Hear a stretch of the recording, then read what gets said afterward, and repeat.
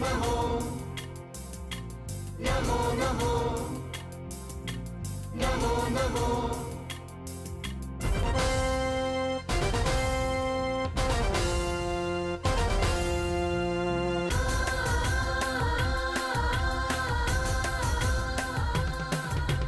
नवयुग भारत सारथी नरेंद्र मोदी अभिवाद्यं नरेंद्र मोदी अभिवाद्यं नवयुग भारत सारथी नरेंद्र मोदी अभिवाद्यं अഴിമതി മൂടിയ ഭരണത്തിൽ നിന്നാശഭൂവിനു മോചനം ആശഭൂവിനു മോചനം അഴിമതി മൂടിയ ഭരണത്തിൽ നിന്നാശഭൂവിനു മോചനം ആശഭൂവിനു മോചനം നവയുഗ ഭാരത സാരഥി നരേന്ദ്ര മോദി അഭിവാദ്യം അഴിമതി മൂടിയ ഭരണത്തിൽ നിന്നാശഭൂവിനു മോചനം ആശഭൂവിനു മോചനം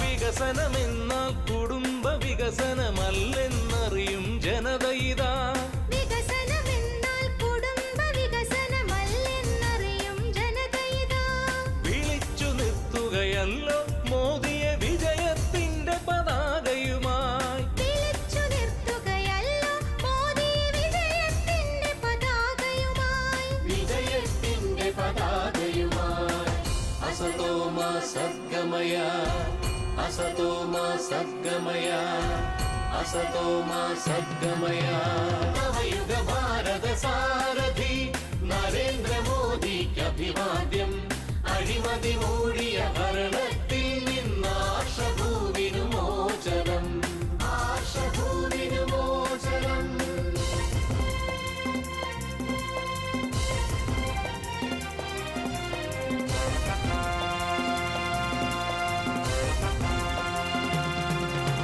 സമൃദ്ധമാമി ഭാരതഭൂമിയെ ദരിദ്രമാക്കരുതിനിയാരും സമൃദ്ധമാമി ഭാരതഭൂമിയെ ദരിദ്രമാക്കരുതിനിയാരും വിദേശ ഭരണമൊഴിഞ്ഞൊരു നാട്ടിൽ വിധിയെഴുതേണ്ടവർ നാമല്ലോ വിദേശ ഭരണമൊഴിഞ്ഞൊരു നാട്ടിൽ വിധിയെഴുതേണ്ടവർ നാമല്ലോ വിധിയെഴുതേണ്ടവർ നാമല്ലോ തമസോ മാ ജ്യോതിർഗമയ തമസോ മാ ജ്യോതിർഗമയ തമസോ മാ ജ്യോതിർഗമയ നവയുഗ ഭാരത സാരഥി നരേന്ദ്ര മോദി അഭിവാദ്യം അഴിമതി മൂടിയ ഭരണത്തിൽ നിന്നാശഭൂവിനു മോചനം ആശഭൂവിനു മോചനം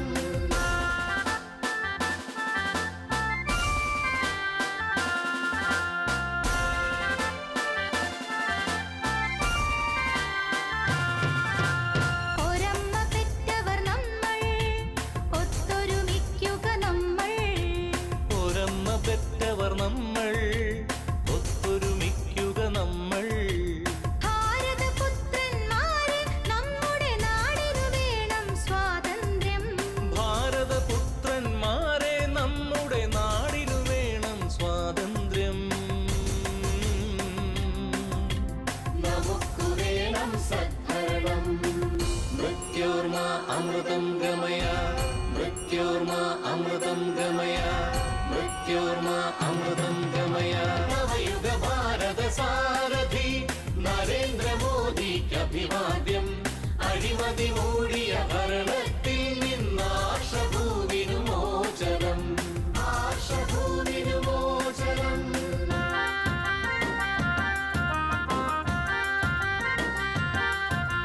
നമോ നമോ നമോ നമോ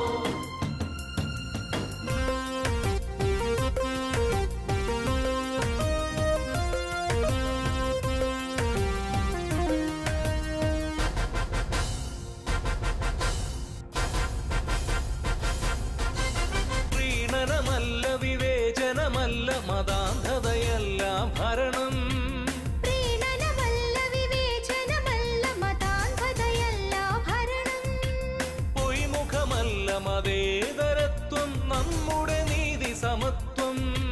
ദ്വൈമുഖമല്ല മതേതരത്വം, നമ്മുടെ നീതി സമത്വം. നമ്മുടെ നീതി സമത്വം. നവയുഗ ഭാരത സാരഥി നരേന്ദ്രമോദിക്ക് അഭിവാദ്യം. നരേന്ദ്രമോദിക്ക് അഭിവാദ്യം. നവയുഗ ഭാരത സാരഥി നരേന്ദ്രമോദിക്ക് അഭിവാദ്യം. അഴിമതി മൂടിയ ഭരണത്തിൽ നിന്നാശഭൂവിനു മോചനം. ആശഭൂവിനു മോചനം. അഴിമതി മൂടിയ ഭരണത്തിൽ നിന്നാശഭൂവിനു മോചനം. ആശഭൂവിനു മോചനം. ആശഭൂവിനു മോചനം. ആശഭൂവിനു മോചനം. ആശഭൂവിനു മോചനം. രാജ്യം മുഴുവൻ വീണ്ടും ഒരു തെരഞ്ഞെടുപ്പിനെ നേരിടാനുള്ള തയ്യാറെടുപ്പിലാണ്.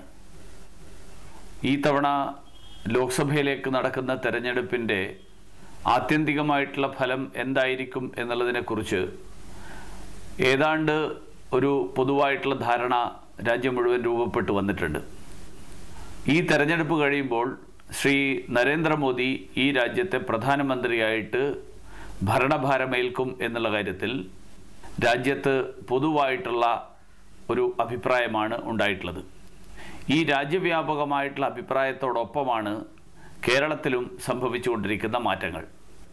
ഈ കഴിഞ്ഞ ദിവസം കേരളത്തിൽ ശ്രീ നരേന്ദ്രമോദി തിരുവനന്തപുരത്തും കൊച്ചിയിലും വലിയ ജനക്കൂട്ടങ്ങളെ അഭിസംബോധന ചെയ്യുകയുണ്ടായി. കേരളത്തെക്കുറിച്ചുള്ള കാഴ്ചപ്പാടുകൾ അവതരിപ്പിക്കാനും ഈ രാജ്യത്തുണ്ടാകേണ്ട മാറ്റം എങ്ങനെയായിരിക്കണം എന്നുള്ളതിൻ്റെ ഒരു ചിത്രം വരച്ചു വെക്കാനുമാണ് ശ്രീ നരേന്ദ്രമോദി അദ്ദേഹം കേരളത്തിലെ ജനങ്ങളോട് നടത്തിയ പ്രസംഗത്തിലൂടെ ശ്രമിച്ചത്. കേരളം മുഴുവൻ ആ പ്രസംഗം വളരെയേറെ ആഹ്ലാദത്തോടു കൂടിയാണ്, വളരെയേറെ സന്തോഷത്തോടു കൂടിയാണ് അത് സ്വാഗതം ചെയ്തത്. ഭാരതീയ ജനതാ പാർട്ടി കേരളത്തിലെ ജനങ്ങളുടെ മുന്നിൽ അദ്ദേഹത്തിൻ്റെ വാക്കുകൾ ഒരിക്കൽ കൂടി എത്തിക്കാനായിട്ട് അദ്ദേഹത്തിൻ്റെ തിരുവനന്തപുരത്ത് ശംഖുമുഖത്ത് നടത്തിയ പ്രസംഗം, അതിൻ്റെ സചിത്ര രൂപം ഞങ്ങൾ നിങ്ങളുടെ മുന്നിൽ എത്തിക്കുകയാണ്. ഈ പരിപാടിയിലൂടെ BJP ഉദ്ദേശിക്കുന്നത് നരേന്ദ്രമോദിയുടെ വാക്കുകളിലൂടെ അദ്ദേഹത്തിന് കേരളത്തിലെ ജനങ്ങളോട് എന്തു പറയാനുണ്ട് എന്ന് നമുക്ക് കേൾക്കാനുള്ള അവസരമാണ്.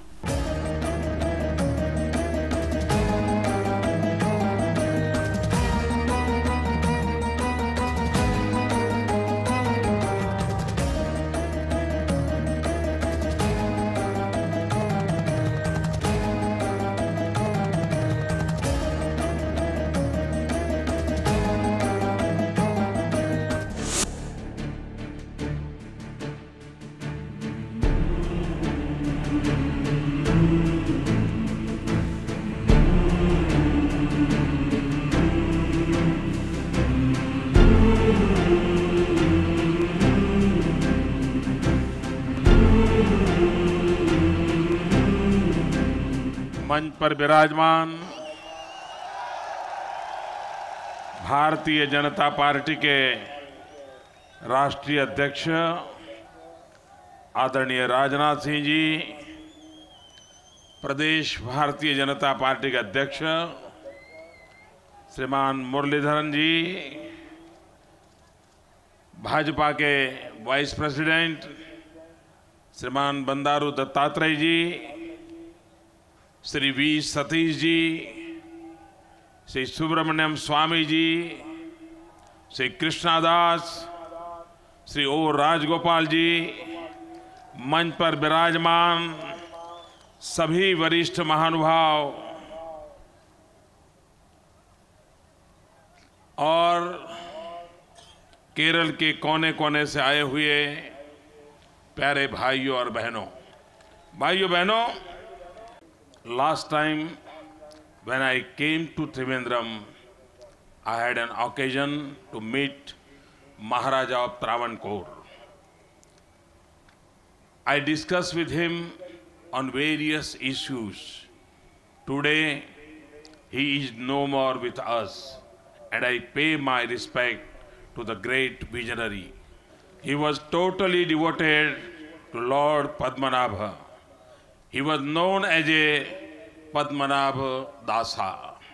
Royal family of Travancore is perhaps the only royal family which acted as caretaker of tons of gold and jewelry which were in temple custody. Entire wealth was dedicated to God.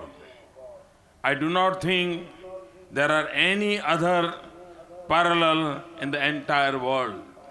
In other parts of India, such wealth is looted.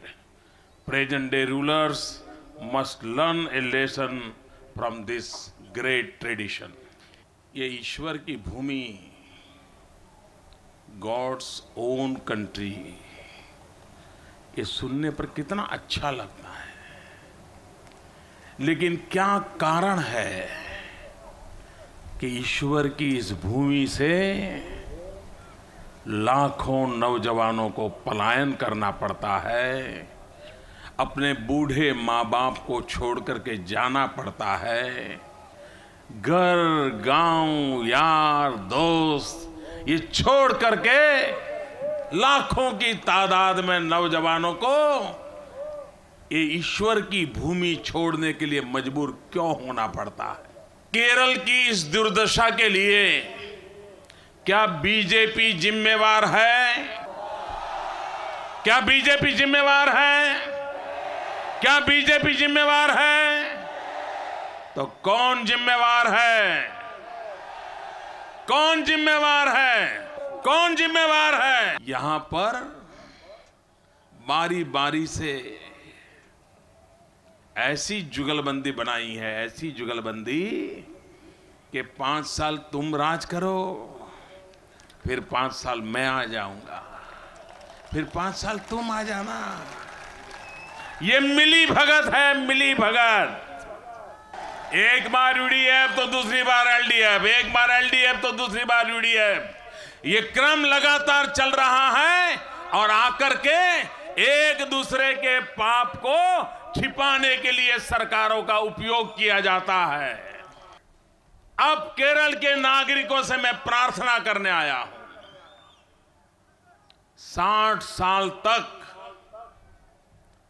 आपने ये प्रयोग देखे हैं और इन प्रयोगों का परिणाम यह हुआ है कि यहां के नौजवानों का भविष्य अंधकार में डूब चुका है। कब तक इन लोगों को हमने झेलना है? कब तक हमारे इस पवित्र भूमि को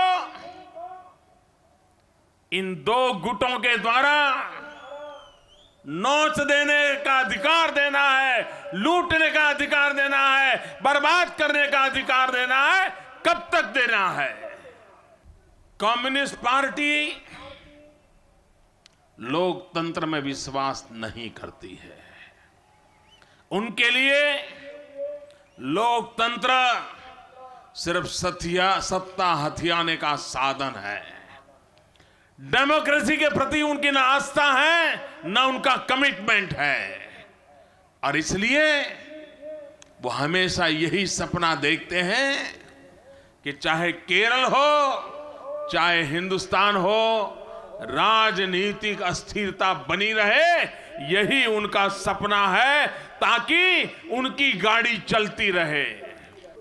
और ये कम्युनिस्ट पार्टी जब जब चुनाव आता है तो बड़ी ठेकेदार बनकर के निकल पड़ती है और कम्युनिस्टों को देश स्वीकार नहीं करेगा, ये उनको पता है। तो वो थर्ड फ्रंट की बातें हवा में फैलाने का हर चुनाव के पहले एक ड्रामेबाजी करते हैं। आपने यूडीएफ का मिसरूल देखा है, आपने एलडीएफ का थर्ड फ्रंट की कथाएं सुनी है, और इसलिए आज मैं केरल से अनुरोध करने आया हूं, कभी इन सारी बातों को भूलो, थर्ड फ्रंट को भूलो। अब केरल के लिए जरूरत है थर्ड ऑल्टरनेट की। थर्ड ऑल्टरनेट लेकर के भारतीय जनता पार्टी आपके पास आई है। यूडीएफ और एलडीएफ पर्दे के पीछे उनके रिश्तों का राज क्या है, ये यहाँ की घटनाओं को देखें तो पता चल जाता है। ये यूडीएफ और एलडीएफ ये शैडो बॉक्सिंग में बड़े माहिर है। वो नुरा कुश्ती करते हैं, नुरा कुश्ती। जैसे टीवी पर हम वो WWF देखते हैं ना, वैसा उनका ये नुरा कुश्ती का खेल चल रहा है। और मैं इसलिए कहता हूं और बड़े गंभीर आरोप लगा करके कहना चाहता हूं, अगर यूडीएफ और एलडीएफ की मिली भगत न होती तो चंद्रशेखर की हत्या को पकड़ने में कोताही नहीं बरती जाती। चंद्रशेखर की पत्नी को मैदान में लड़ाई के लिए आना न पड़ता। और इसलिए मैं केरल की सभी माताओं बहनों को आज प्रार्थना करने आया हूं कि पूरी शक्ति के साथ चंद्रशेखर की पत्नी के साथ खड़े हो जाओ और उसको न्याय दिलाने के लिए हमें चैन से नहीं बैठना चाहिए। ये उनकी नुरा कुश्ती, इनकी शैडो बॉक्सिंग, ये दुनिया के सामने लाके रख देना चाहिए। जय कृष्णा मर्डर केस किसके भलाई के लिए लिपापोती हो रही है? जय कृष्णा मर्डर केस को क्यों दबाया जा रहा है?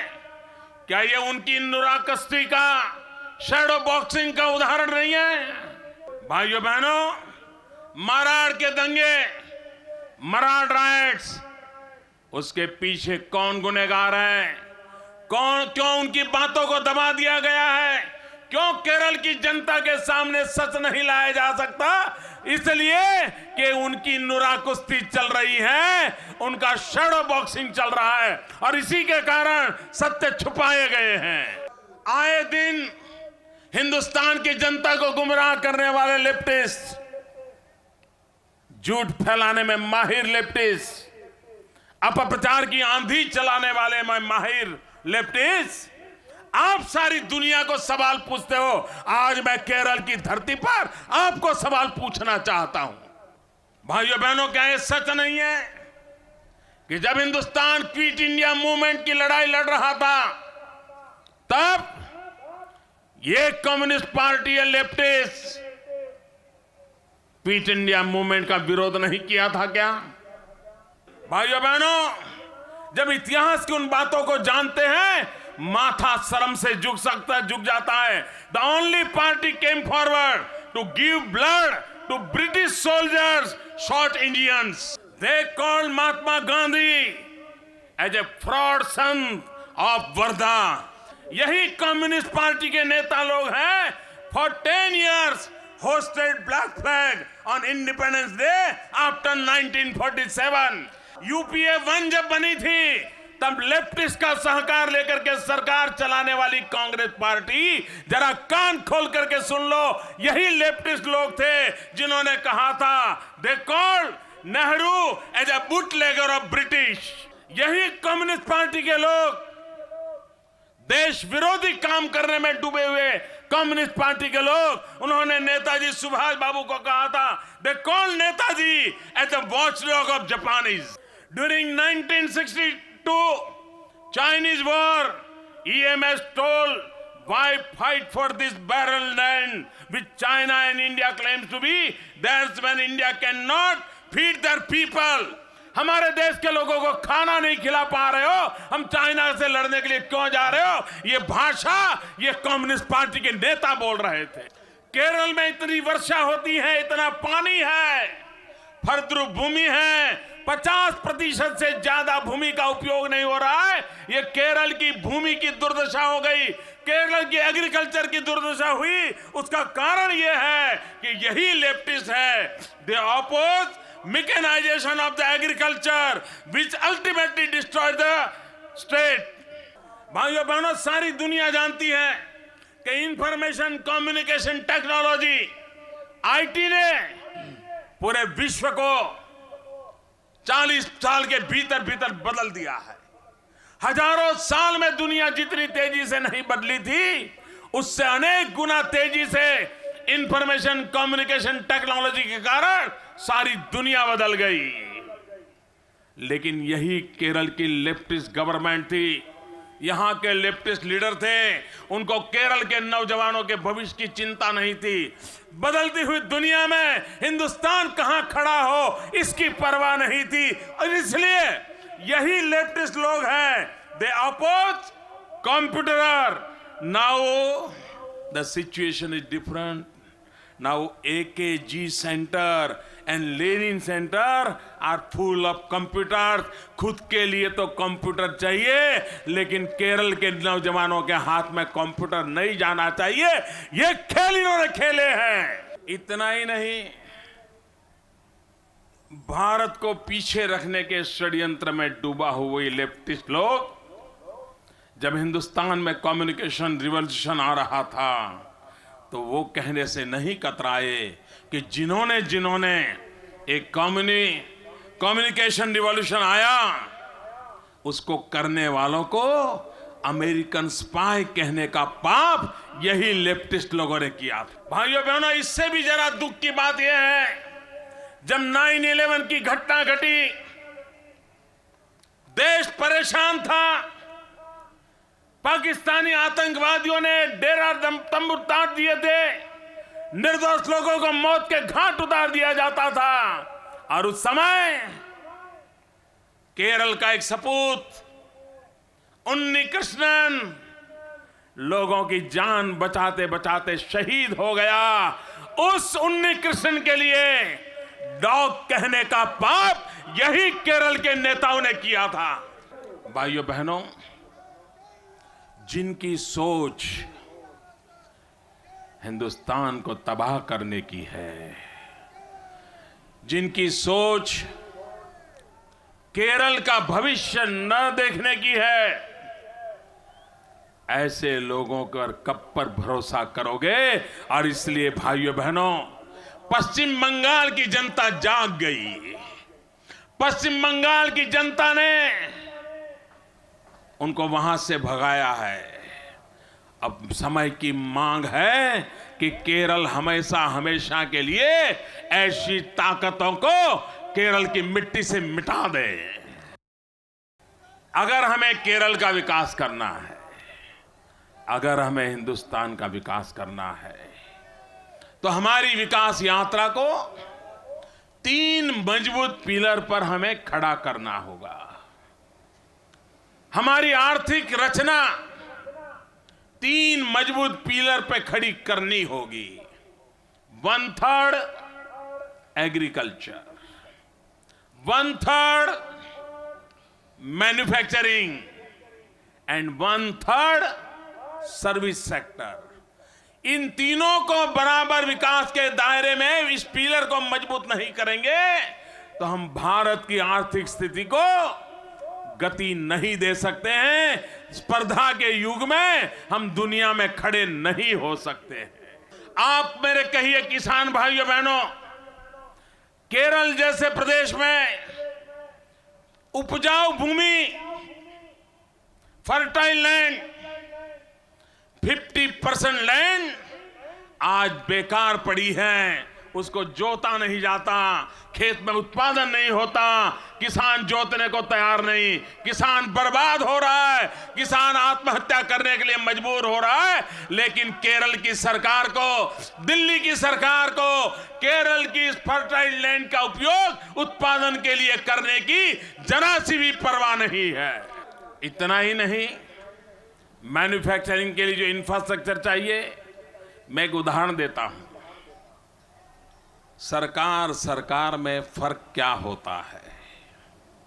अच्छी सरकार क्या करती है और जनता के लिए जो जवाबदेह नहीं है, अकाउंटेबल नहीं है, जिनको जनता की परवाह नहीं है, वो लोग कैसी सरकार चलाते हैं, मैं एक उदाहरण आपके सामने रखना चाहता हूं।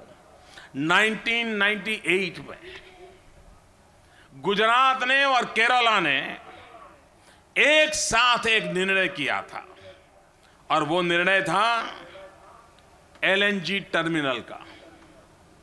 केरल में एलएनजी टर्मिनल लगाना था, गुजरात में एलएनजी टर्मिनल लगाना था। भाइयों बहनों, 98 में दोनों का एक साथ निर्णय हुआ, 2004 में गुजरात में LNG टर्मिनल काम करना शुरू कर दिया। और भाइयों बहनों, कोची में 98 में सोचा गया था, उस LNG टर्मिनल को बनते बनते 2014 आ गया, 2014 आ गया। इतना ही नहीं, गुजरात में LNG टर्मिनल 2000 करोड़ में बन गया। कोची का LNG टर्मिनल 4500 करोड़ रुपीस के लागत से बना।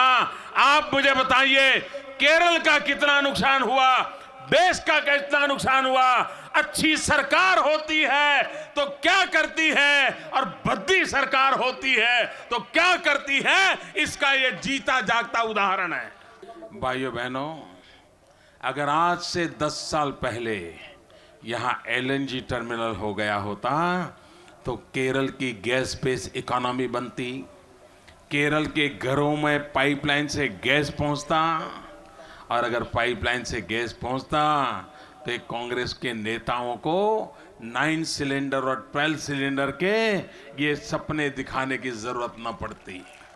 आज गुजरात में गैस एक रॉ मटेरियल के रूप में ऊर्जा के लिए, उद्योगों के विकास के लिए, क्वालिटी ऑफ लाइफ के लिए एक बहुत बड़ा हथियार बन करके आज गुजरात की सेवा में ये गैस काम आ रहा है। और आप 10 साल पीछे रह गए। भाइयों बहनों, तीसरा क्षेत्र है सर्विस सेक्टर। आज पूरी दुनिया आउटसोर्सिंग कर रही है। दुनिया के समृद्ध देशों के पास मैन पावर नहीं है, स्किल मैन पावर नहीं है, वे आउटसोर्स कर रहे हैं। ICT के माध्यम से आउटसोर्सिंग का काम हो रहा है। चाइना जॉब फेयर का बिड़ा उठाया है। चाइना दुनिया भर से जॉब चाइना में हड़प करने की कोशिश कर रहा है। हमारे केरल के पढ़े लिखे, अंग्रेजी जानने वाले, बुद्धिमान नौजवान बेरोजगार बैठे हैं, और आउटसोर्स के काम के लिए हिंदुस्तान की सरकार के पास कोई एग्रेसिव प्रोग्रेसिव नीति नहीं है। और केरल की सरकार को सर्विस सेक्टर के इस महत्वपूर्ण काम के लिए कोई सोच तक नहीं है। भाइयों बहनों, सर्विस सेक्टर का एक महत्वपूर्ण क्षेत्र है टूरिज्म। आज हिंदुस्तान में टूरिज्म के क्षेत्र में दुनिया को आकर्षित करने की ताकत केरल में है। परमात्मा ने केरल को इतना सब दिया है कि सारी दुनिया केरल में आने के लिए मजबूर हो जाए, इतनी ताकत है। लेकिन उसके बावजूद भी टूरिज्म के क्षेत्र में केरल एक स्थिति पर आकर के अटक गया है। इसके लिए जिम्मेवार कौन है? आज पूरा विश्व होलिस्टिक हेल्थ केयर की ओर मुड़ चुका है। सारा विश्व प्राकृतिक उपचार की तरफ आकर्षित हो रहा है। चाहे योग हो, चाहे आयुर्वेद हो, चाहे केरल की परंपरागत ट्रीटमेंट की व्यवस्थाएं हो, सारी दुनिया अपने आप उन जगह की तलाश में है जो उनको होलिस्टिक हेल्थ केयर के कंसेप्ट को सुविधा दे, संतोष दे। केरल के पास सब कुछ है, लेकिन क्या भारत सरकार, क्या केरल सरकार इस उत्तम अवसर को भुनाने में सफल हुई है? ये हेल्थ टूरिज्म, इसके लिए आज दुनिया में सबसे ज्यादा आकर्षण कहीं पैदा हो सकता है तो केरल में पैदा हो सकता है। लेकिन सर्विस सेक्टर के इस टूरिज्म के महत्व को नहीं समझा जा रहा है। भाइयों बहनों, टूरिज्म के लिए केरल में रिलीजियस टूरिज्म के लिए भी इतनी संभावना पड़ी है। 125 करोड़ देशवासियों का बहुत बड़ा अगर मार्केट देखा जाए, वे 4 धाम की यात्रा करना चाहते हैं, वो कन्याकुमारी में जाकर के विवेकानंद केंद्र देखना चाहते हैं, वो त्रिवेंद्रम में उतर करके उनको कन्याकुमारी जाना सुविधाजनक लगता है, सबरीमाला के प्रति श्रद्धा बढ़ती चली जा रही है। भाइयों बहनों, 3.5 करोड़ की जनसंख्या, उस केरल में शबरीमला की यात्रा के लिए 4 करोड़ यात्री आते हैं। एक प्रकार से पूरा साउथ इंडिया, महाराष्ट्र से लेकर के नीचे बड़ी अपार भक्ति के साथ शबरीमला में लोग आते हैं। लेकिन कोई मुझे बताए, व्यवस्था के नाम पर कुछ किया इन लोगों ने? अटल जी की सरकार में एक मंत्री थे जगमोहन जी, उन्होंने जिस प्रकार से वैष्णो देवी का निर्माण किया, आज पूरे देश के लोगों को वैष्णो देवी की तीर्थ यात्रा में सुविधा महसूस होती है, तिरुपति में सुविधा महसूस होती है। ऐसा कौन सा कारण है, आपकी ऐसी कौन सी राजनीतिक विचारधारा है जो हिंदुस्तान के कोटि कोटि लोगों की आस्थाओं को कुचलने का काम करती है और सबरीमाला को अपमानित करती है, वहां आने वाले लोगों को मजबूरी की जिंदगी जीने के लिए परेशान करती है? ऐसी विचारधारा किस काम की है? मैं कभी कभी हैरान हूं कि भारत सरकार जो टूरिज्म को प्रमोशन करना चाहती है, सारी दुनिया में टूरिज्म का $3 ट्रिलियन का बिजनेस, इतना बड़ा ह्यूज बिजनेस की संभावनाएं पड़ी। पूरे विश्व में सबसे तेजी से बढ़ रहा यह विश्व व्यवसाय है। इनक्रेडिबल इंडिया, दुनिया भर में एडवर्टाइजिंग किया जाता है। मैं आज पूछ रहा था कि इनक्रेडिबल इंडिया की एडवर्टाइजमेंट, कहीं शबरीमाला की एडवर्टाइजमेंट देखी है क्या भाई? शबरीमाला की एडवर्टाइजमेंट आती है क्या? आती है क्या भाई? एडवर्टाइजमेंट आती है क्या? एक तरफ तो टूरिज्म को बढ़ावा देने की बातें होती है, लेकिन दूसरी तरफ जिस शबरीमला में 3.5 करोड़ जनसंख्या वाले केरल में 4 करोड़ लोग आते हैं, न उसका प्रचार प्रसार होता है, न वहाँ व्यवस्थाएं विकसित होती हैं। भाइयों बहनों, अकेला शबरीमाला केरल की पूरी इकोनॉमी को बदल सकता है। भाइयों बहनों, आज से 25-30 साल पहले जरा कोई मक्का की कल्पना करो। एक छोटा सा स्थान था, व्यवस्थाएं नहीं थी, यात्री आते थे जाते थे, लोग जानते भी नहीं थे। लेकिन पिछले 30 साल में मक्का में श्रद्धा रखने वालों ने मक्का का ऐसा डेवलपमेंट किया है, आधुनिक शहर के रूप में अगल बगल में व्यवस्थाएं खड़ी कर दी हैं, और आज दुनिया से करोड़ों करोड़ों लोग मक्का पहुंचते हैं और अरबों खरबों डॉलर मक्का की धरती पर खर्च किया जाता है। क्या हिंदुस्तान में चाहे बद्रीनाथ हो, केदारनाथ हो, चाहे शबरीमाला हो, चाहे कन्याकुमारी हो, चाहे रामेश्वरम हो, पूरे विश्व के टूरिज्म को आकर्षित करने के लिए एक नई दृष्टि के साथ हमारी शक्ति का पहचान करने का काम क्यों नहीं किया जा सकता? भाइयों बहनों, मैं गंभीर विषय की भी चर्चा करना चाहता हूं और मेरे दिल में बड़ा दर्द है, इसलिए मैं कहना चाहता हूं।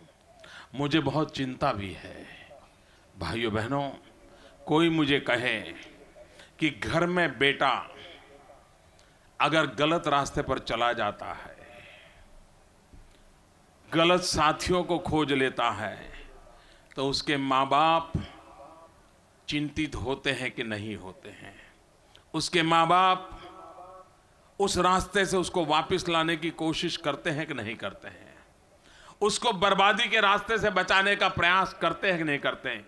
कोई माँ बाप ऐसा नहीं होगा जो अपना बेटा, अपनी बेटी ऐसे किसी रास्ते पर चले जाए तो उसको वापस लाने की कोशिश न करते हो। ऐसे कोई माँ बाप नहीं होते हैं। सरकार की भूमिका भी माँ बाप की होती है। उसके नागरिक, उसके राज्य के नौजवान अगर कहीं गलत रास्ते पर जा रहे हैं तो उनको वापस लाने का काम उस सरकार का रहता है। चिंतित होने की जरूरत होती है। भाइयों बहनों, मैं गंभीर आरोप लगाता हूं, आज हिंदुस्तान में जितनी आतंकवादी घटनाएं घटती हैं, उन आतंकवादी घटनाओं में अगर कश्मीर में आतंकवादी पकड़ा जाए तो उसकी सुराग कहीं न कहीं केरल में जाकर के मिलते हैं। हिंदुस्तान के किसी कोने में बम ब्लास्ट हो जाए तो उससे जुड़ा हुआ कोई न कोई नौजवान केरल की धरती का मिलता है। क्या भाइयों बहनों, हमने केरल के नौजवानों को ये आतंकवाद के रास्ते पर जाने देना है? क्या हमें केरल के नौजवानों को बम बंदूक की राजनीति करने के लिए मजबूर करना है? क्या हमें केरल के नौजवानों को हिंदुस्तान को लहूलुहान करने वाले पाप कर्म में भागीदार बनाना है? क्या भाइयों बहनों, हमें संकल्प करना होगा, हम केरल की इस गॉड की भूमि को, परमात्मा की भूमि को खून से रंगने वाले लोगों को उस रास्ते पर नहीं जाने देंगे। यह आतंकवादी गतिविधियों के खिलाफ एक जागरूकता की जरूरत है। गलत रास्ते पर गए नौजवानों को वापस लाने की जरूरत है। मुझे चिंता हो रही है, हमारा ये प्राण प्रिय केरल प्रांत आज बारूद के ढेर पर बैठा हुआ है। पता नहीं कब किस दिशा में चला जाए और कितनी बड़ी बर्बादी होगी। भाइयों बहनों, मैंने केरल आने से पहले फेसबुक पर, ट्विटर पर मैं लोगों को पूछता रहता हूं कि मैं वहां जाने वाला हूं, आपका क्या सुझाव है, मुझे क्या बात करनी चाहिए। और हिंदुस्तान से लाखों लोग मेरे फेसबुक पर आकर के, ट्विटर पर आकर के मुझे अपनी बात बताते हैं। एक बात खास करके केरल की महिलाओं ने मुझे जो लिखी है, और उन्होंने आग्रह किया है कि मोदी जी आप केरल में आए, इस विषय पर जरूर बोलिए। और इसलिए मैं इस विषय को यहां कहना चाहता हूं। हमारे केरल की माताएं बहनें इस बात से चिंतित है कि यहां का नौजवान शराब और ड्रग की तरफ बढ़ता चला जा रहा है। केरल की माताओं बहनों ने ये जो चिंता जताई है कि उनके बच्चे शराब और ड्रग्स की दुनिया में फंस रहे हैं, वो माताएं बहनें आंसू बहा रही हैं। जिन्होंने मेरा ध्यान आकर्षित किया है, मैं सार्वजनिक रूप से उन माताओं बहनों का आभारी हूं कि उन्होंने इस गंभीर समस्या की ओर मेरा ध्यान आकर्षित किया है। मैं सब माताओं बहनों से अनुरोध करता हूं, आप पढ़े लिखे हैं, संगठित होकर के, सक्रिय होकर के इसके खिलाफ आवाज उठाइए। केरल सरकार को मजबूर कीजिए, आपके संतानों को न आतंकवाद के रास्ते पर जाने दें, आपके संतानों को शराब और ड्रग की दुनिया में फंसने से बचाएं। हमारे केरल के युवा धन को हम बचाएं। अगर देश केरल के युवा धन को बचा लेगा तो कल मेरा केरल बच जाएगा, कल मेरा केरल बच जाएगा तो मेरा हिंदुस्तान भी बच जाएगा। इसलिए बहुत भावना के साथ, बहुत इमोशनल होकर के मैं केरल की माताओं बहनों को बाहर आने के लिए प्रार्थना करता हूं, उनको अनुरोध करता हूं, आइए केरल के नौजवानों को हम मिलकर के बचाएं। भाइयों बहनों, मेरी केरल में इस प्रकार की पहली सभा है, लेकिन ऐसा लगता है कि इन समुंदर की लहरों और ये मानव सागर की लहरों के बीच जरा स्पर्धा चल रही है। समुंदर चीज टिक करके कह रहा है हम ज्यादा ताकतवर हैं कि ये भीड़ ताकतवर है। ऐसी भीड़ कभी देखी नहीं, कभी सोची नहीं। मैं केरल की भारतीय जनता पार्टी को, मैं केरल के नागरिकों को उनकी इस जागरूकता के लिए बहुत बहुत बधाई देता हूं, बहुत बहुत अभिनंदन करता हूं। मेरी यहां नजर जाती है, माथे ही माथे दिखते हैं, वहां तो दूर तक मैं देख भी नहीं पाता हूं। जहां नजर पहुंचे माथे ही माथे नजर आते हैं। ऐसा विराट जनसागर ये परिवर्तन का संकेत लेकर के आया है, हवा का रुख दिखाता है। भाइयों बहनों, केरल में कभी यूडीएफ कभी एलडीएफ हो चुका, बहुत हो चुका। अब केरल की चुनाव नहीं है, अब चुनाव दिल्ली का है। क्या हम एक प्रयोग कर सकते हैं? हम केरल के लोग सोचे, आप बुद्धिमान लोग हैं, पढ़े लिखे लोग हैं, सोचिए केरल में जो सरकार है चलती है, चलने दो, लेकिन दिल्ली में आप एक थर्ड अल्टरनेट पर सोचिए। आप दिल्ली में भारतीय जनता पार्टी को पूरा केरल समर्थन करें और फिर दिल्ली में बैठी हुई भाजपा की सरकार केरल का कितना भला करती है और केरल में बैठी हुई केरल की सरकार कितना भला करती है, दोनों के बीच में हिसाब किताब हो जाए, विकास की स्पर्धा हो जाए, हम आपकी भलाई के लिए काम करें, वो भी आपकी भलाई के लिए काम करें।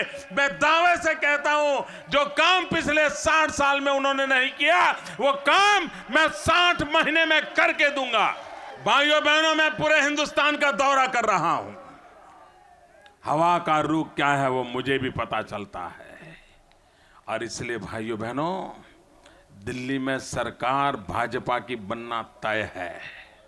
ये हमने नहीं, देश की जनता ने फैसला कर लिया है। सवाल 100 दिन का है। 100 दिन के बाद दिल्ली का तख्त पलट जाएगा। लेकिन भाइयों बहनों, दिल्ली तो बदल जाएगा, सरकार बदल जाएगी, भाजपा की सरकार आएगी, लेकिन वो सरकार केरल को भी लगना चाहिए कि दिल्ली की सरकार केरल ने बनाई है। ये मौका जाने मत दीजिए। भाइयों बहनों, मैं सवाल पूछूं, जवाब देंगे? हाथ दोनों ऊपर करके जवाब देंगे। दिल्ली में सरकार भाजपा की बननी चाहिए। दिल्ली में सरकार भाजपा की बननी चाहिए। क्या केरल के बिना बननी चाहिए? केरल के बिना बननी चाहिए तो केरल उसमें होना चाहिए। दिल्ली की सरकार केरल ने बनानी चाहिए। भाइयों बहनों, दिल्ली की सरकार बनानी है, लेकिन केरल दिल्ली की सरकार बनाए, ये सपना लेकर के मैं आज आपके पास आया हूं। भाइयों बहनों, आज केरल ने मुझे भरपूर प्यार दिया है। आज दोपहर को मैं कोचीन में था, अभी तिरुवनंतपुर में हूं। केरल का प्यार, आप लोगों का उत्साह मैं देख रहा हूं। भाइयों, इस बार दिल्ली की सरकार केरल बनाएगा। भाइयों बहनों, आपने मुझे प्यार दिया है, सम्मान दिया है, आपने उत्साह और उमंग दिया है। मैं आपको वादा करता हूं, मैं केरल का विकास करके ब्याज समेत इस प्यार को लौटाऊंगा। भाइयों बहनों, मैं आप सबका बहुत बहुत आभारी हूं। 2 मुट्ठी बंद करके मेरे साथ बोलिए, वंदे। पूरी ताकत चाहिए, चारों तरफ से गूंज चाहिए। भाइयों, सागर को भी लगे कि यहां जन सागर ललकार रहा है। वंदे वंदे वंदे वंदे वंदे वंदे वंदे वंदे वंदे वंदे।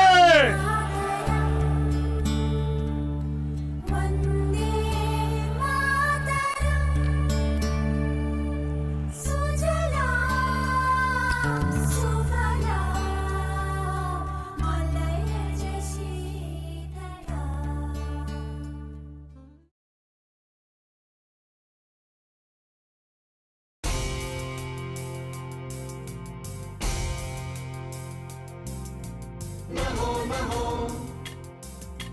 नमो नमो नमो नमो।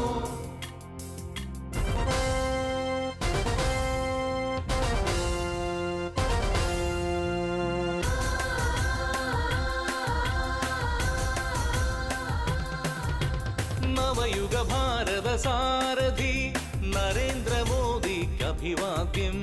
नरेंद्र मोदी अभिवाद्यम्। नवयुग भारत सारथी नरेंद्र मोदी अभिवाद्यम्। അഴിമതി മൂടിയ ഭരണത്തിൽ നിന്നാശഭൂവിനു മോചനം. ആശഭൂവിനു മോചനം. അഴിമതി മൂടിയ ഭരണത്തിൽ നിന്നാശഭൂവിനു മോചനം. ആശഭൂവിനു മോചനം. നവയുഗ ഭാരത സാരഥി നരേന്ദ്ര മോദിക്ക് അഭിവാദ്യം. അഴിമതി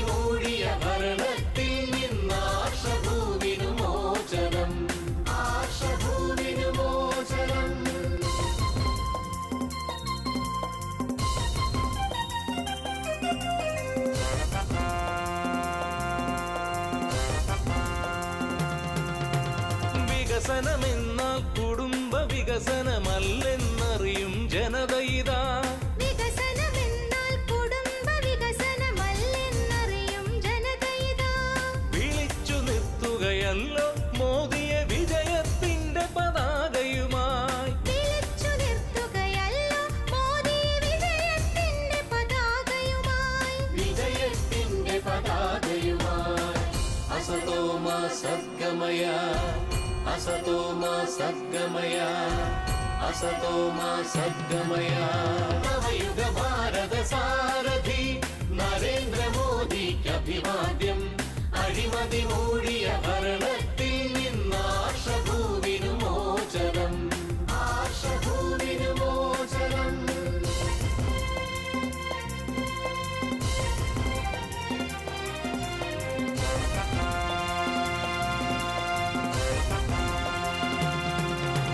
സമൃദ്ധമാമി ഭാരതഭൂമിയെ ദരിദ്രമാക്കരുതിനിയാരും.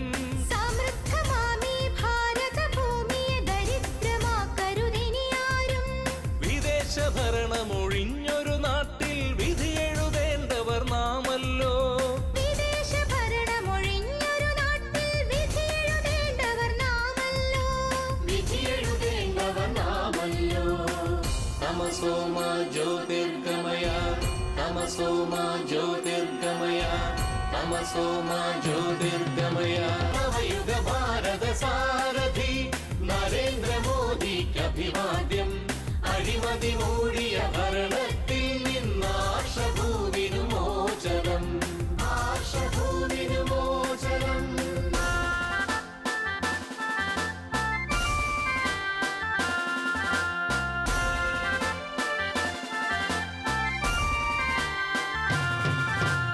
ഒരമ്മ പെറ്റവർ നമ്മൾ, ഒത്തൊരുമിക്കുക നമ്മൾ. ഒരമ്മ പെറ്റവർ നമ്മൾ, ഒത്തൊരുമിക്കുക നമ്മൾ. ഭാരതപുത്രന്മാരെ നമ്മുടെ നാടിനു വേണം സ്വാതന്ത്ര്യം. ഭാരതപുത്രന്മാരെ നമ്മുടെ നാടിനു വേണം സ്വാതന്ത്ര്യം. നമുക്കു വേണം സദ്ഭരണം. മൃത്യോർമാ അമൃതം ഗമയ, മൃത്യോർമാ അമൃതം ഗമയ, മൃത്യോർമാ അമൃതം ഗമയ. നവയുഗ ഭാരത സാരഥി നരേന്ദ്ര മോദിക്ക് അഭിവാദ്യം. അഴിമതി മൂടിയ ഭരണത്തിൽ നിന്നാശഭൂവിനു മോചനം, ആശഭൂവിനു മോചനം.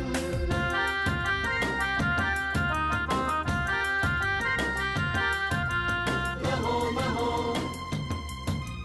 നമോ നമോ.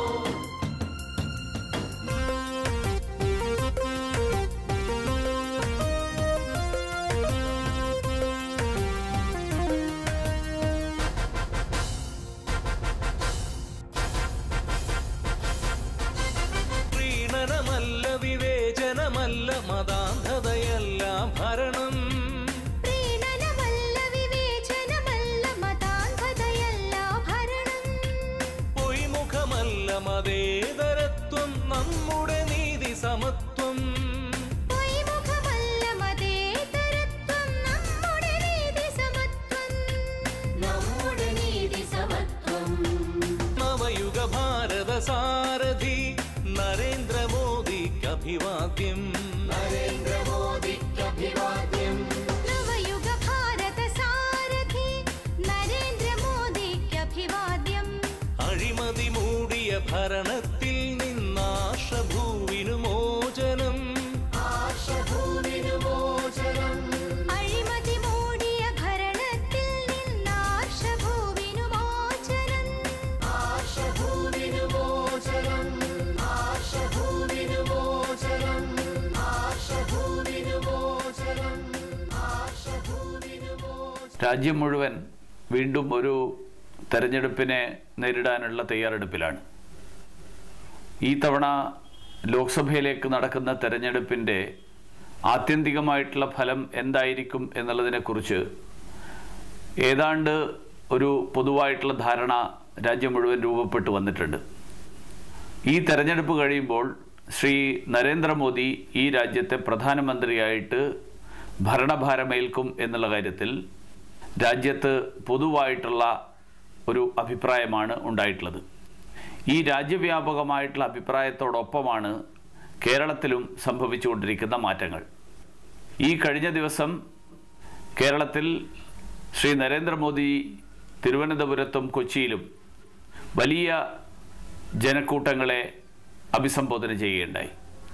കേരളത്തെക്കുറിച്ചുള്ള കാഴ്ചപ്പാടുകൾ അവതരിപ്പിക്കാനും ഈ രാജ്യത്തുണ്ടാകേണ്ട മാറ്റം എങ്ങനെയായിരിക്കണം എന്നുള്ളതിൻ്റെ ഒരു ചിത്രം വരച്ചു വെക്കാനുമാണ് ശ്രീ നരേന്ദ്രമോദി അദ്ദേഹം കേരളത്തിലെ ജനങ്ങളോട് നടത്തിയ പ്രസംഗത്തിലൂടെ ശ്രമിച്ചത്. കേരളം മുഴുവൻ ആ പ്രസംഗം വളരെയേറെ ആഹ്ലാദത്തോടു കൂടിയാണ്, വളരെയേറെ സന്തോഷത്തോടു കൂടിയാണ് അത് സ്വാഗതം ചെയ്തത്. ഭാരതീയ ജനതാ പാർട്ടി കേരളത്തിലെ ജനങ്ങളുടെ മുന്നിൽ അദ്ദേഹത്തിൻ്റെ വാക്കുകൾ ഒരിക്കൽ കൂടി എത്തിക്കാനായിട്ട് അദ്ദേഹത്തിൻ്റെ തിരുവനന്തപുരത്ത് ശംഖുമുഖത്ത് നടത്തിയ പ്രസംഗം, അതിൻ്റെ സചിത്ര രൂപം ഞങ്ങൾ നിങ്ങളുടെ മുന്നിൽ എത്തിക്കുകയാണ്. ഈ പരിപാടിയിലൂടെ BJP ഉദ്ദേശിക്കുന്നത് നരേന്ദ്രമോദിയുടെ വാക്കുകളിലൂടെ അദ്ദേഹത്തിന് കേരളത്തിലെ ജനങ്ങളോട് എന്തു പറയാനുണ്ട് എന്ന് നമുക്ക് കേൾക്കാനുള്ള അവസരമാണ്.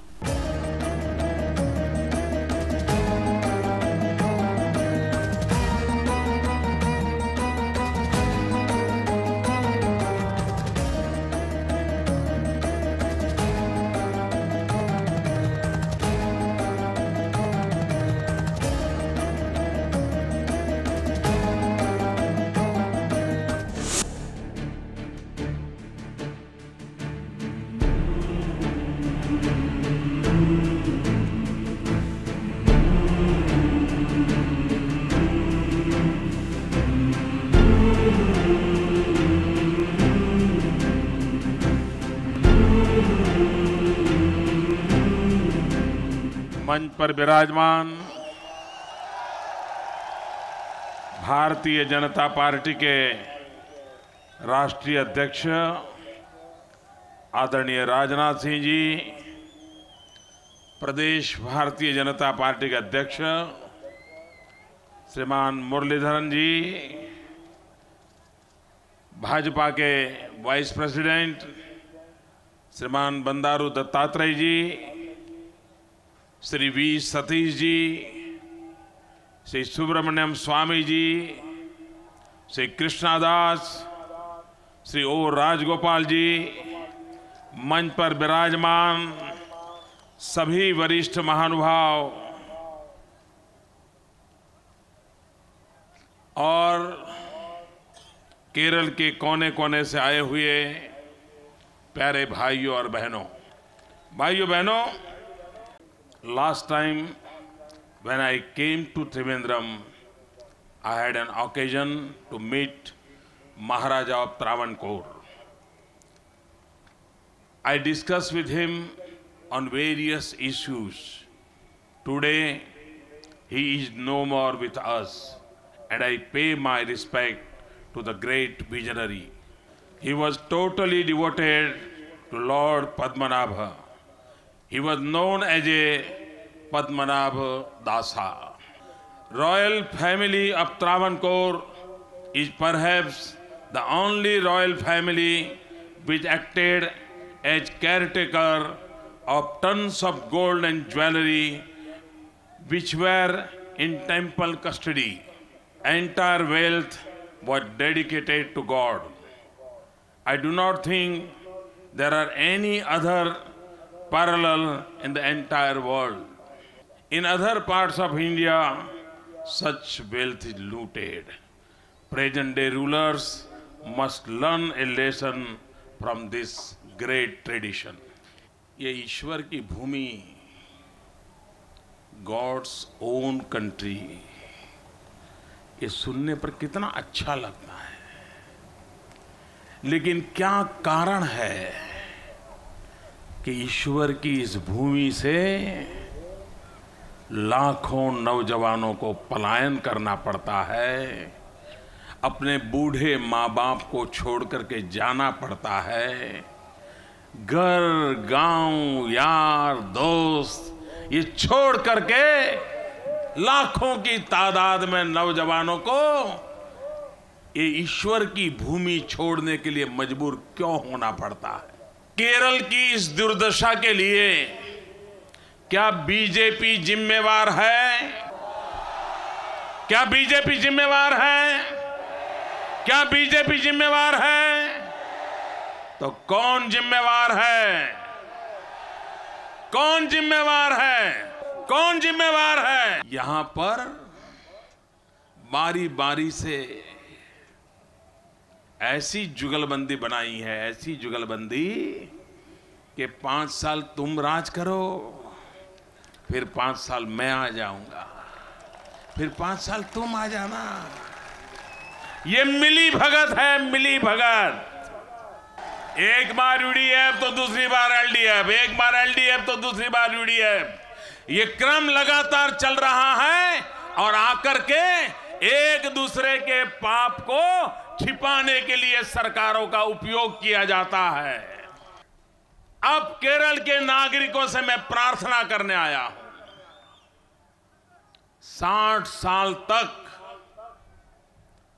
आपने ये प्रयोग देखे हैं और इन प्रयोगों का परिणाम यह हुआ है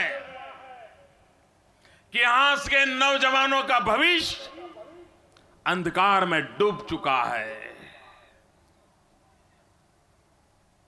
कब तक इन लोगों को हमने झेलना है? कब तक हमारे इस पवित्र भूमि को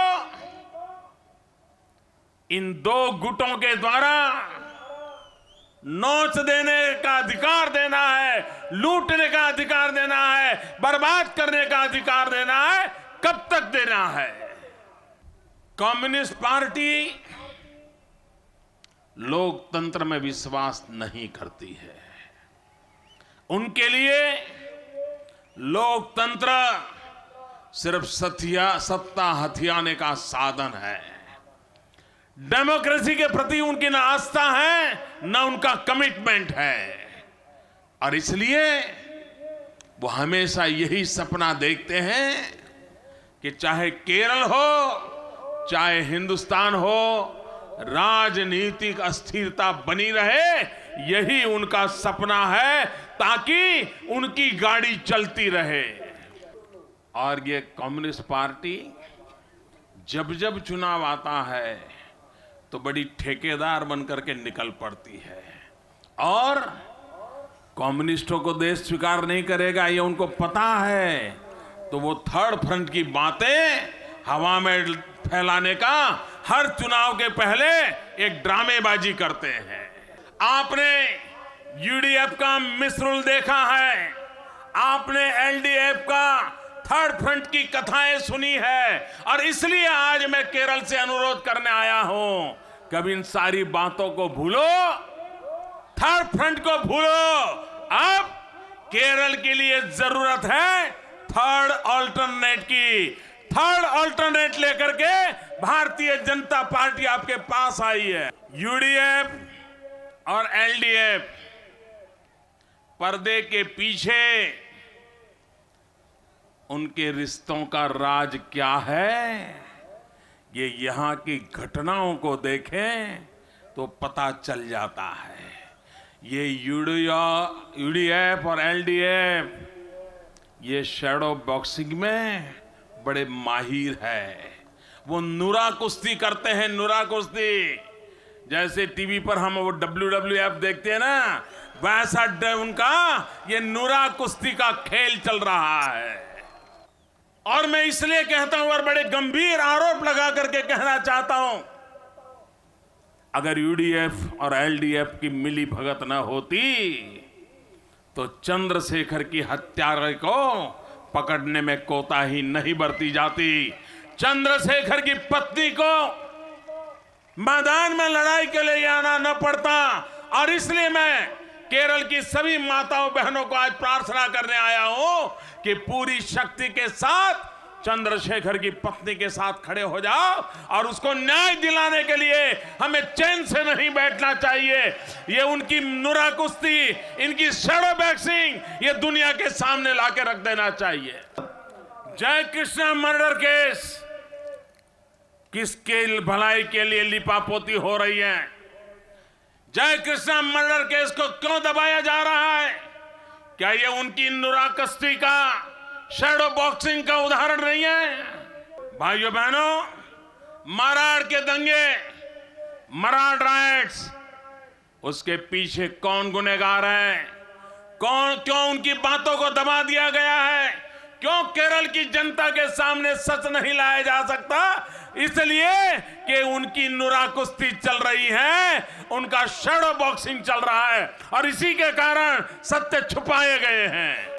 आए दिन हिंदुस्तान की जनता को गुमराह करने वाले लेफ्टिस्ट, झूठ फैलाने में माहिर लेफ्टिस्ट, अपप्रचार की आंधी चलाने वाले माहिर लेफ्टिस्ट, आप सारी दुनिया को सवाल पूछते हो। आज मैं केरल की धरती पर आपको सवाल पूछना चाहता हूं। भाइयों बहनों, क्या ये सच नहीं है कि जब हिंदुस्तान क्विट इंडिया मूवमेंट की लड़ाई लड़ रहा था, तब ये कम्युनिस्ट पार्टी या लेफ्टिस्ट क्विट इंडिया मूवमेंट का विरोध नहीं किया था क्या? भाइयों बहनों, जब इतिहास की उन बातों को जानते हैं, माथा शर्म से झुक जाता है। The only party came forward to give blood to British soldiers shot Indians. They called Mahatma Gandhi as a fraud son of Wardha. यही कम्युनिस्ट पार्टी के नेता लोग हैं। For 10 years hosted black flag on Independence Day after 1947। UPA 1 जब बनी थी, तब leftist का सहकार लेकर के सरकार चलाने वाली कांग्रेस पार्टी, जरा कान खोल करके सुन लो, यही लेफ्टिस्ट लोग थे जिन्होंने कहा था they called Nehru as a bootlegger of British. यही कम्युनिस्ट पार्टी के लोग, देश विरोधी काम करने में डूबे हुए कम्युनिस्ट पार्टी के लोग, उन्होंने नेताजी सुभाष बाबू को कहा था they called Netaji as a watchdog of Japanese.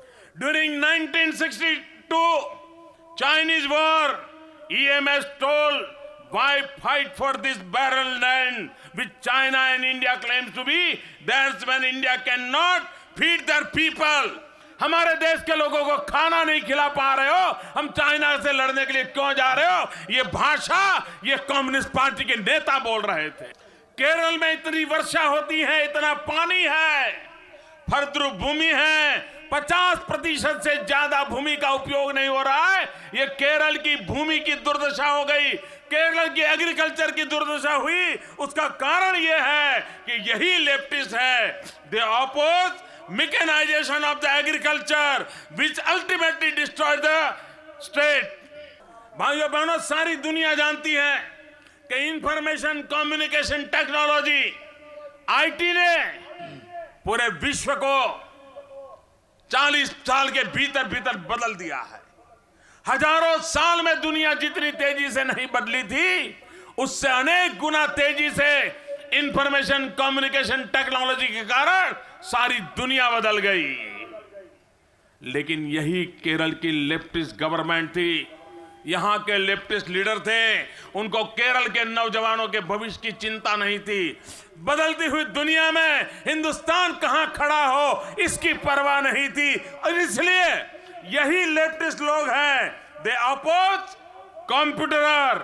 Now the situation is different. Now AKG centre and Lenin centre are full of computers. खुद के लिए तो कंप्यूटर चाहिए, लेकिन केरल के नौजवानों के हाथ में कंप्यूटर नहीं जाना चाहिए। ये खेल इन्होंने खेले हैं। इतना ही नहीं, भारत को पीछे रखने के षड्यंत्र में डूबा हुए लेफ्टिस्ट लोग, जब हिंदुस्तान में कम्युनिकेशन रिवॉल्यूशन आ रहा था, तो वो कहने से नहीं कतराए कि जिन्होंने एक कम्युनिकेशन रिवॉल्यूशन आया, उसको करने वालों को अमेरिकन स्पाई कहने का पाप यही लेफ्टिस्ट लोगों ने किया। भाइयों बहनों, इससे भी जरा दुख की बात यह है, जब 9/11 की घटना घटी, देश परेशान था। पाकिस्तानी आतंकवादियों ने डेरा तंबू ताड़ दिए थे, निर्दोष लोगों को मौत के घाट उतार दिया जाता था। और उस समय केरल का एक सपूत उन्नी कृष्णन लोगों की जान बचाते बचाते शहीद हो गया। उस उन्नी कृष्णन के लिए डॉग कहने का पाप यही केरल के नेताओं ने किया था। भाइयों बहनों, जिनकी सोच हिंदुस्तान को तबाह करने की है, जिनकी सोच केरल का भविष्य न देखने की है, ऐसे लोगों पर कब पर भरोसा करोगे। और इसलिए भाइयों बहनों, पश्चिम बंगाल की जनता जाग गई।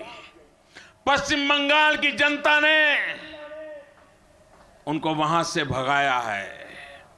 अब समय की मांग है कि केरल हमेशा हमेशा के लिए ऐसी ताकतों को केरल की मिट्टी से मिटा दे। अगर हमें केरल का विकास करना है, अगर हमें हिंदुस्तान का विकास करना है, तो हमारी विकास यात्रा को 3 मजबूत पिलर पर हमें खड़ा करना होगा। हमारी आर्थिक रचना 3 मजबूत पिलर पे खड़ी करनी होगी। 1/3 agriculture, 1/3 manufacturing and 1/3 service sector. इन तीनों को बराबर विकास के दायरे में इस पिलर को मजबूत नहीं करेंगे तो हम भारत की आर्थिक स्थिति को गति नहीं दे सकते हैं। स्पर्धा के युग में हम दुनिया में खड़े नहीं हो सकते हैं। आप मेरे कहिए किसान भाइयों बहनों, केरल जैसे प्रदेश में उपजाऊ भूमि, फर्टाइल लैंड, 50% लैंड आज बेकार पड़ी है। उसको जोता नहीं जाता, खेत में उत्पादन नहीं होता, किसान जोतने को तैयार नहीं, किसान बर्बाद हो रहा है, किसान आत्महत्या करने के लिए मजबूर हो रहा है।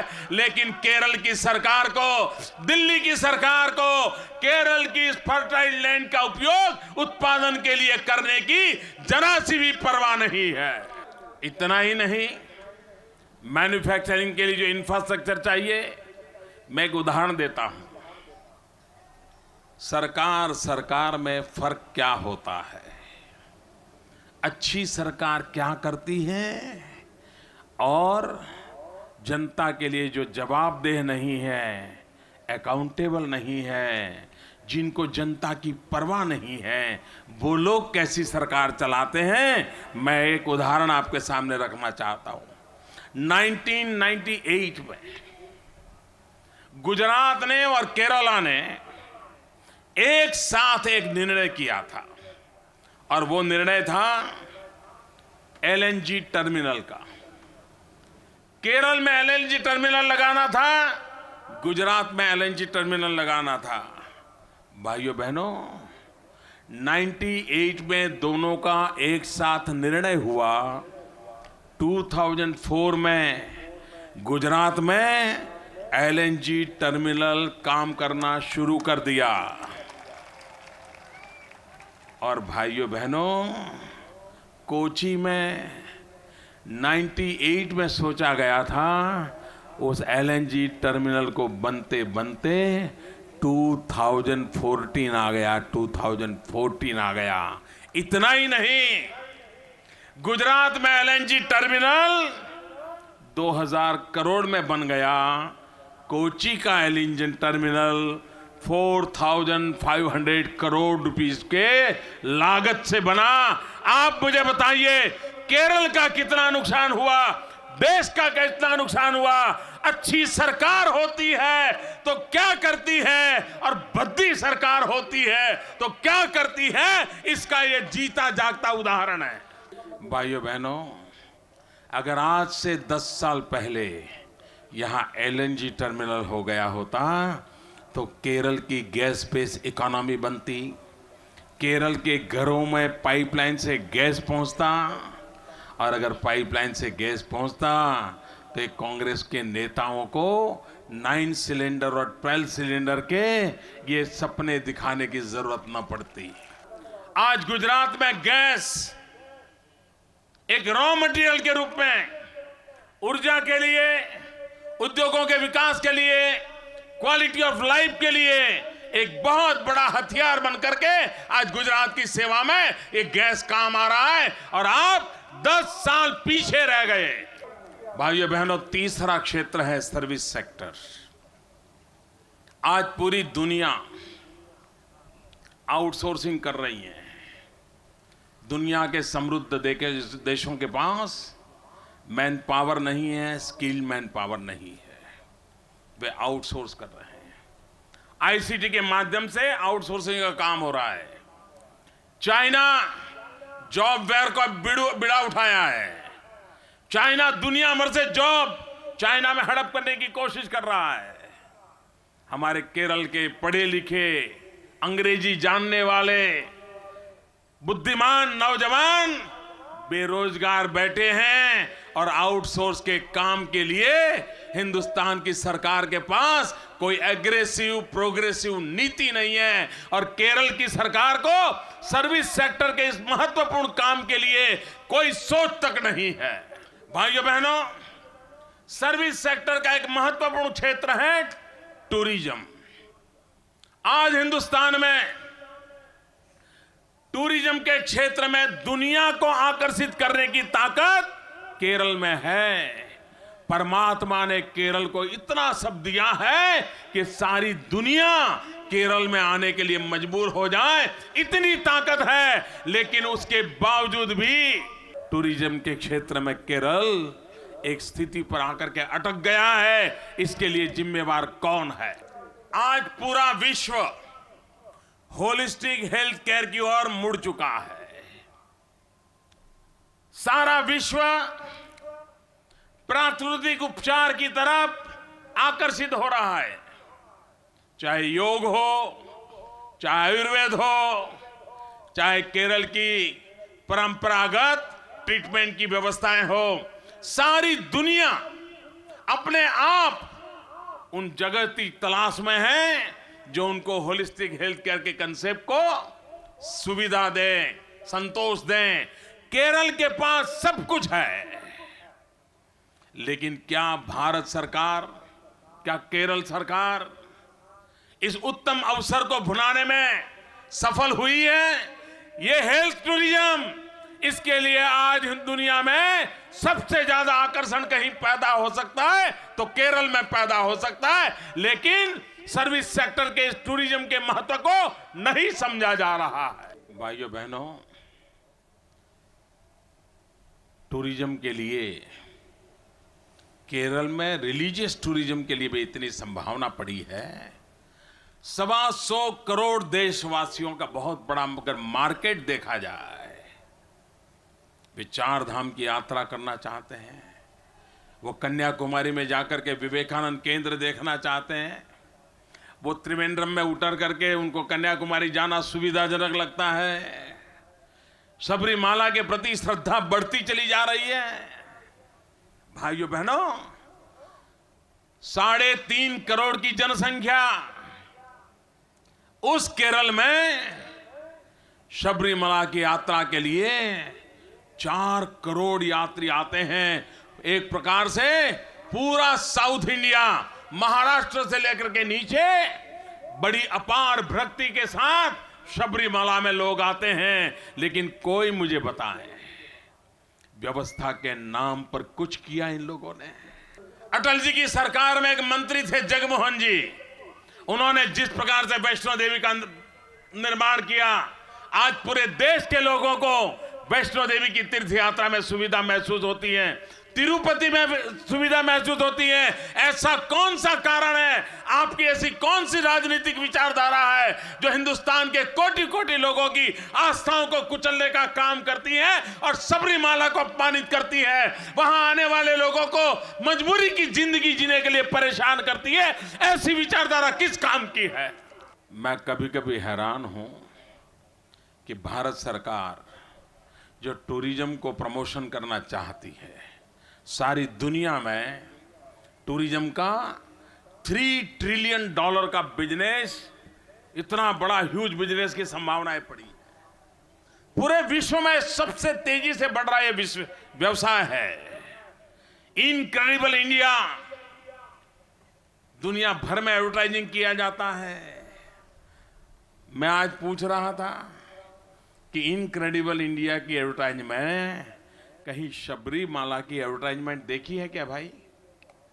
शबरीमाला की एडवर्टाइजमेंट आती है क्या? आती है क्या भाई? एडवर्टाइजमेंट आती है क्या? एक तरफ तो टूरिज्म को बढ़ावा देने की बातें होती है, लेकिन दूसरी तरफ जिस शबरीमला में 3.5 करोड़ जनसंख्या वाले केरल में 4 करोड़ लोग आते हैं, न उसका प्रचार प्रसार होता है, न वहाँ व्यवस्थाएं विकसित होती हैं। भाइयों बहनों, अकेला शबरीमाला केरल की पूरी इकोनॉमी को बदल सकता है। भाइयों बहनों, आज से 25-30 साल पहले जरा कोई मक्का की कल्पना करो।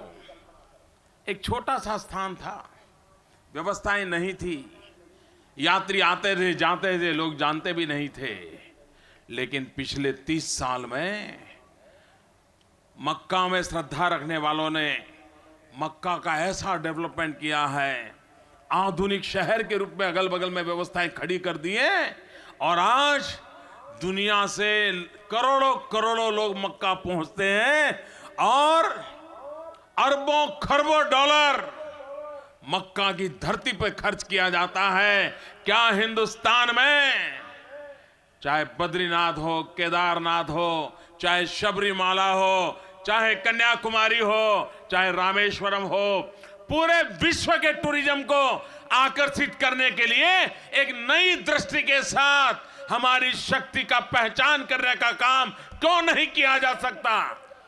भाइयों बहनों, मैं गंभीर विषय की भी चर्चा करना चाहता हूं और मेरे दिल में बड़ा दर्द है, इसलिए मैं कहना चाहता हूं। मुझे बहुत चिंता भी है। भाइयों बहनों, कोई मुझे कहे कि घर में बेटा अगर गलत रास्ते पर चला जाता है, गलत साथियों को खोज लेता है, तो उसके माँ बाप चिंतित होते हैं कि नहीं होते हैं? उसके माँ बाप उस रास्ते से उसको वापस लाने की कोशिश करते हैं कि नहीं करते हैं? उसको बर्बादी के रास्ते से बचाने का प्रयास करते हैं कि नहीं करते हैं? कोई माँ बाप ऐसा नहीं होगा जो अपना बेटा, अपनी बेटी ऐसे किसी रास्ते पर चले जाए तो उसको वापस लाने की कोशिश न करते हो। ऐसे कोई माँ बाप नहीं होते हैं। सरकार की भूमिका भी माँ बाप की होती है। उसके नागरिक, उसके राज्य के नौजवान अगर कहीं गलत रास्ते पर जा रहे हैं तो उनको वापस लाने का काम उस सरकार का रहता है।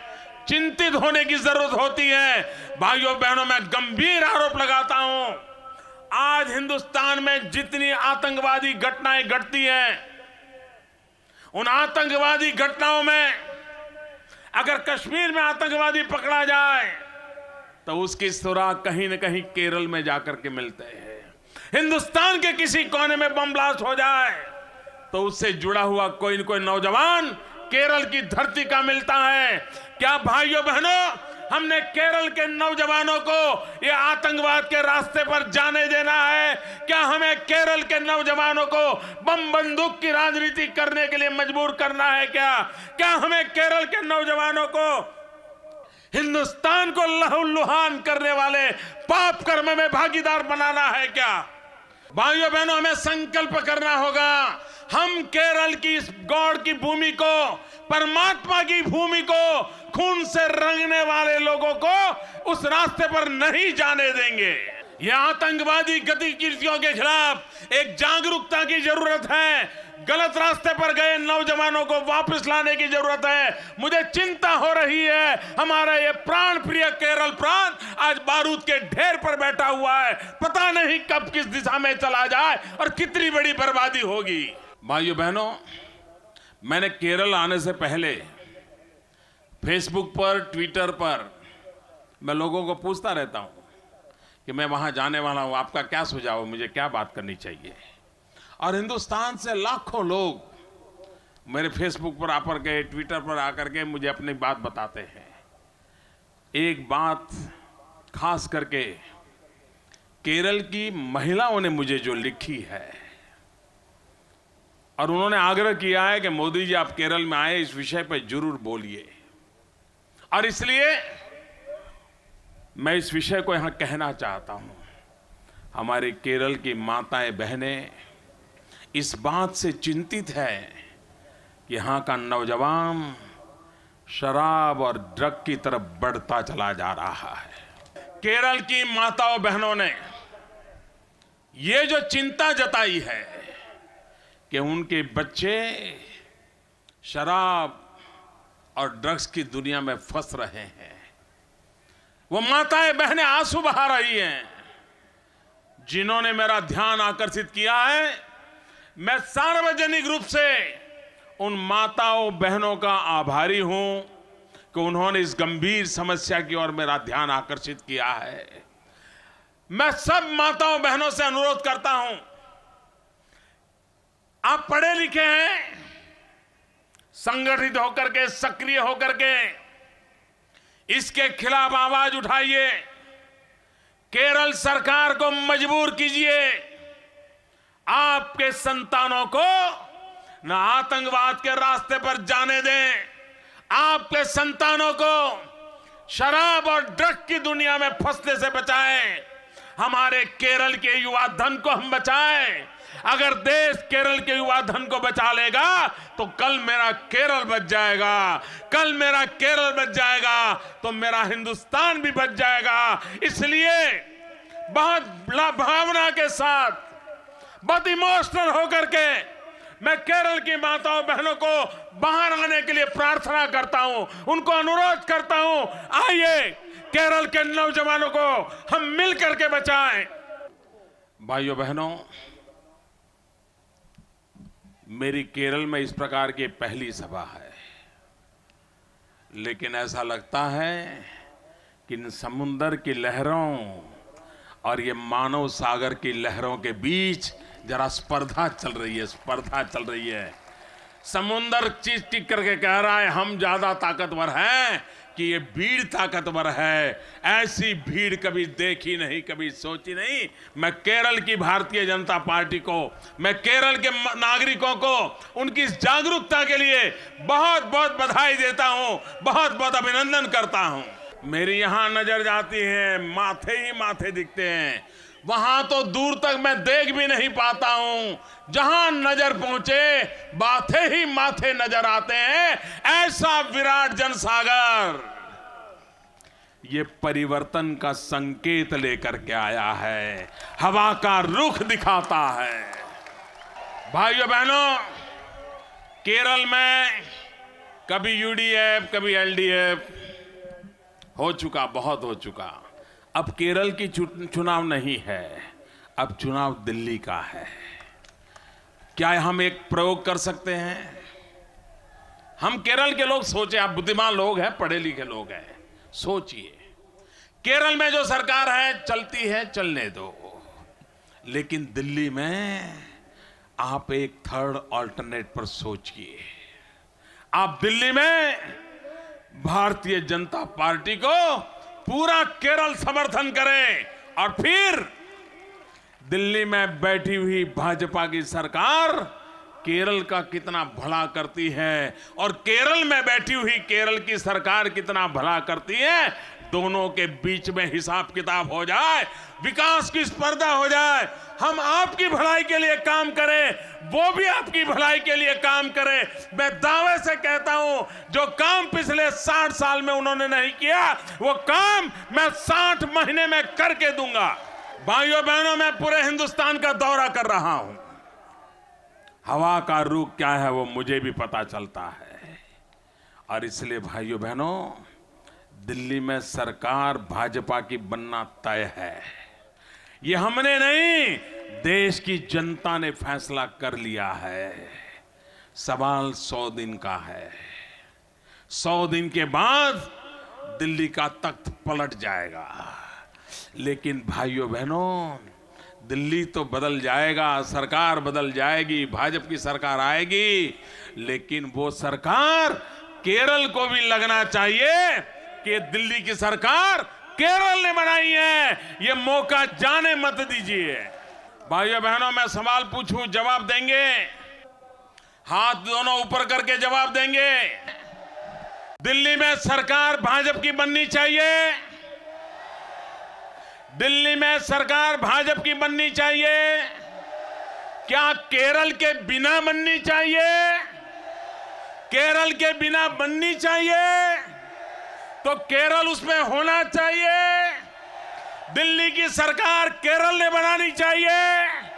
भाइयों बहनों, दिल्ली की सरकार बनानी है, लेकिन केरल दिल्ली की सरकार बनाए, ये सपना लेकर के मैं आज आपके पास आया हूं। भाइयों बहनों, आज केरल ने मुझे भरपूर प्यार दिया है। आज दोपहर को मैं कोचीन में था, अभी तिरुवनंतपुर में हूं। केरल का प्यार, आप लोगों का उत्साह मैं देख रहा हूं। भाइयों, इस बार दिल्ली की सरकार केरल बनाएगा। भाइयों बहनों, आपने मुझे प्यार दिया है, सम्मान दिया है, आपने उत्साह और उमंग दिया है। मैं आपको वादा करता हूं, मैं केरल का विकास करके ब्याज समेत इस प्यार को लौटाऊंगा। भाइयों बहनों, मैं आप सबका बहुत बहुत आभारी हूं। दो मुट्ठी बंद करके मेरे साथ बोलिए, वंदे। पूरी ताकत चाहिए, चारों तरफ से गूंज चाहिए। भाइयों, सागर को भी लगे कि यहां जनसागर ललकार रहा है। वंदे वंदे वंदे वंदे वंदे वंदे वंदे वंदे वंदे वंदे